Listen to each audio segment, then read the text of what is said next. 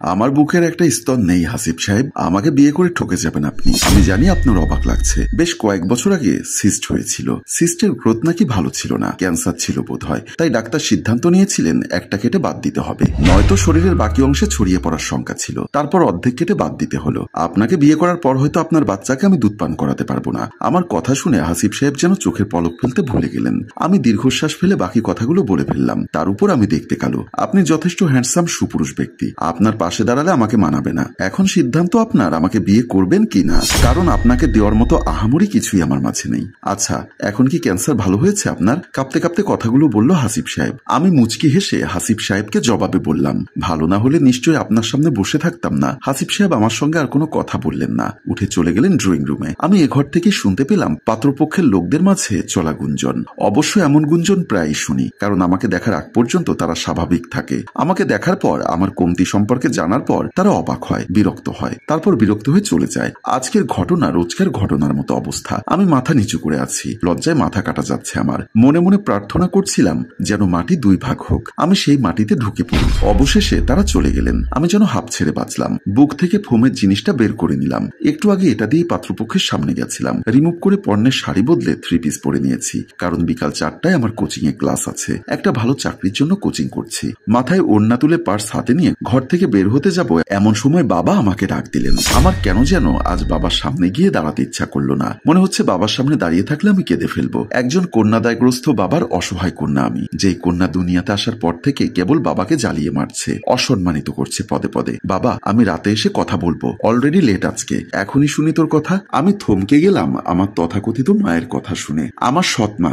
বয়সে বাবার থেকে বেশ ছোট। তারপর তিনি আরো কিছু বিষাক্ত বাক্য আমার দিকে ছুড়ে দিলেন। তিনি, তুই এমন অচল যে তোকে যৌতুক দিয়েও বিয়ে দিতে চেয়েও মাথা থেকে নামাতে পারছি না। লাখ টাকা দিলেও কেউ তোকে বউ করতে চাইছে না। ভেবে দেখ তুই কতটা অপদার্থ হয়ে গেছিস। তুই কোনো তোর টাইপ ছেঁচড়ার গলায় ঝুলে পড়, নয়তো গাছের ডালে ফাঁসিতে, তবু আমাদের মাথার উপর বোঝা হয়ে না থেকে মরে যা, নয়তো পালিয়ে যা রাতের অন্ধকারে। রোজ রোজ পাত্রপক্ষের কাছ থেকে রিজেক্ট হতে তো আর ভালো লাগছে না। আমার সৎমা আমার বাবার পাশে দাঁড়িয়ে উপরোক্ত কথাগুলো বলেছিল। ওনার নাম মিসেস সিতারা রহমান। আমার উপর তিনি ভীষণ বিরক্ত। অবশ্য বিরক্ত হবার পাকাপোক্ত কারণও আছে। আমার মায়ের মৃত্যুর 3 দিন পর আমার সৎমাকে বিয়ে করে ঘরে তোলেন আমার বাবা আফসার উদ্দিন। 3 দিন বয়সী আমিটাকে আমার সৎমায়ের কোলে তুলে দেন আমার বাবা। কোন নারী বোধহয় বাসর ঘরে তার স্বামীর কাছে এমন উপহার পায়নি। আমি নামক উপহার মায়ের পছন্দ হলো না। রোজ রোজ মানসিক অত্যাচার পেয়ে বড় হলাম। এবার তো আমাকে বিয়ে দিতে হবে, কিন্তু আমাকে কে করবে বিয়ে? এই তো আজ দুপুরে পাত্রপক্ষ এসেছিল। আমি পাত্রের সঙ্গে আলাপের এক পর্যায়ে গিয়ে আমার শরীরের কমতি নিয়ে বলেছিলাম। আপনারা সেই সম্পর্কে অবগত হলেন। আমি চোখের জল আড়াল করতে পেছনে ফিরে গেলাম।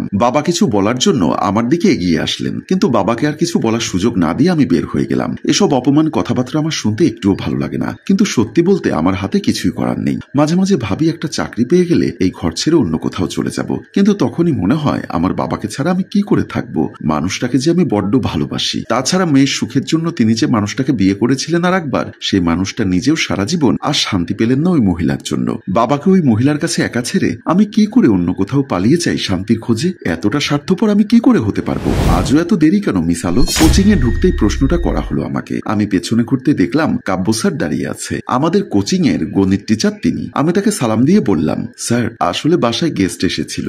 রোজ গেস্ট আসে? অদ্ভুত। আগামীকাল থেকে যদি 1 মিনিটও লেট হয় তাহলে আপনার কোচিং এ আসার দরকার নেই। আপনি রোজ দেরি করে আসেন, আমার বাকি স্টুডেন্টের পড়ালেখায় ডিস্টার্ব হয়। You understand what I am saying? Yes sir, go to your seat. Alo দীর্ঘশ্বাস ছাড়লো। এবার পড়ায় মনোযোগী হওয়া উচিত। সমাজে বেঁচে থাকতে নিশ্চয়ই বিয়ে করার প্রয়োজন নেই। লেখাপড়া কোনো মতে শেষ করে একটা চাকরি জোটাতে পারলেই হলো। পুরুষ মানুষের শারীরিক পরীক্ষার বস্তু না হয়ে বরং নিজের জন্য বেঁচে থাকা ঢের ভালো। কোচিং শেষ করে আবাসিকের 2 নং লাইনের দিকে এগিয়ে যাচ্ছে আলো। 2টো টিউশনি আছে। টিউশনির টাকা দিয়ে আপাতত কলেজের বেতন ফি চলছে। প্রথম টিউশনি শেষ করে দ্বিতীয় টিউশনির পথে পা বাড়ায়। প্রতিমধ্যে কিছু বখাটে ছেলে রোজ তাকে হেনস্থা করে, পাত্তা দেয় না, দেখেও না দেখার ভান করে, শুনেও যেন শুনতে পায় না তাদের নোংরা কথা। কিন্তু আর কতদিন এভাবে চলতে পারবে কে জানে। এমন সময় কে যেন রাস্তার পাশে মাথা ঘুরে পড়ে গেল। আলো দৌড়ে যায় মানুষটার দিকে। একজন সুশ্রী মহিলা, অচেতন প্রায়। আরে উনিই তো এসেছিল আজকে ছেলেকে নিয়ে। আলোকে দেখে কোনো মতে বলল, মা আমার ব্যাগে মোবাইল আছে, পাসওয়ার্ড 1235, আমার ছেলের নাম্বার কল লিস্টে আছে, মেঘালয়ের নাম। ব্যাস এতটুকু কথা যেন বহু কষ্টে তিনি বললেন। আলো দিশাহারা বোধ করল। ভদ্রমহিলার পাশে পড়ে থাকা হ্যান্ডব্যাগ থেকে মোবাইল বের করে লক খুলে কল লিস্টে গেল। তারপর মেঘালয় দিয়ে সেভ করা নাম্বার দিয়ে কল করলো আলো। হ্যালো মা, কোথায় আছো তুমি? সবাই তোমার জন্য অপেক্ষা করছে। আসলে রাস্তায় একজন মহিলা অচেতন হয়ে পড়ে আছে, সম্ভবত আপনার মা হন উনি। ওনার পাশে আমি আছি, আপনি কাইন্ডলি একটু তাড়াতাড়ি আসবেন। আলোর কথা শুনে ওপাশে থাকা মানুষটা কিছুক্ষণ নীরব থেকে বলল, এখন কোথায় আছে বলুন।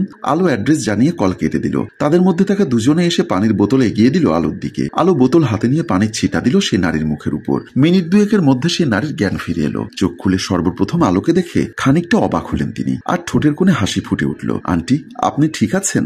এখন কেমন বোধ করছেন? এমন সময় অব্র চলে এলো দ্রুত পায়ে, তার মায়ের কাছে এগিয়ে ব্যস্ত হয়ে গেল। আলো খানিকটা পিছিয়ে গেল, মাথার কাপড়টা টেনে সামান্য দূরে দাঁড়ালো, তারপর চলে যাচ্ছে সেখান থেকে। কি দরকার এখানে দাঁড়িয়ে থেকে? ধন্যবাদ শব্দটা তার কাছে অ্যালার্জির মতো। এখানে আর কিছুক্ষণ দাঁড়িয়ে থাকলে সত্যি সত্যি ধন্যবাদ শুনতে হবে, তাই চলে যাওয়াটা বেটার অপশন। এদিকে মেঘালয় নামের ছেলেটা তার মাকে হাত ধরে বলল, তুমি কোথাও ব্যথা পাওনি তো আবার? আগেই বলেছিলাম এখন খালার বাসায় যাওয়ার দরকার নেই, আর গেলেই যখন কেন গাড়ি ছাড়া গেলে? চলো এখন বাসায় রেস্ট নেবে। মেঘালয়ের মা এদিক ওদিক তাকিয়ে যেন কাউকে খুঁজছেন। কাকে খুঁজছো মা? মেয়েটাকে খুঁজছি মেঘ। কোন মেয়েটাকে মা? তোমার পাশে যে ছিল সে চলে গেছে। আরে আমার এমন দুঃসময়ে এক শ্যামাকন্যা পাশে ছিল রে মেঘ, তুই খেয়াল করিসনি বোধ হয়। ও ইভা, আর যদি শ্যামাকন্যা না থাকতো তাহলে আমি বোধহয় মারা যেতাম। ওকে চিনতে পেরেছি আমি। এসব কথা বাদ দাও মা, মেয়েটার হয়তো কোনো তাড়া ছিল তাই চলে গেছে। এই দেখ, আমার ব্যাগটা সামলে রেখেছিল মেয়েটা, হয়তো মোবাইল বের করার সময় টাকাগুলো দেখেছে, কিন্তু মেয়েটি নেয়নি। মেয়েটা চাইলেই অনায়াসে ব্যাগটা নিয়ে পালিয়ে যেতে পারতো। একটা ধন্যবাদ মেয়েটা ডিজার্ভ করে মেঘ। মেয়েটার খোঁজ নিবি? আমি মেয়েটাকে আরো একবার দেখতে চাই। আমার চাওয়া পূর্ণ করবি তো বাপ? মেঘালয় দীর্ঘশ্বাস ছাড়লো। তারপর ওর মাকে কিছু বলবে তার আগেই তিনি ইভাকে হাঁটতে দেখে ছুটে গেলেন। মেঘালয় অবাক হয়ে দেখলো তার মাকে। যে নারী কখনো তার বাসায় মানুষের খোঁজ খবর ঠিকভাবে নেওয়ার প্রয়োজন মনে করে না, সেই মানুষটা একটা অচেনা মেয়ের জন্য কত কথা বলতে চাইছে। অদ্ভুত তো। ভিউয়ার্স, গল্পটির বাকি অংশ দেখতে চাইলে শেয়ার করুন এবং কমেন্টস করুন। ধন্যবাদ। গল্পটির ভাবনা ও পরিচালনায় অভি, ক্যামেরায় শিহাব ও প্রযোজনায় মঞ্জুর মোর্শেদ। ধন্যবাদ।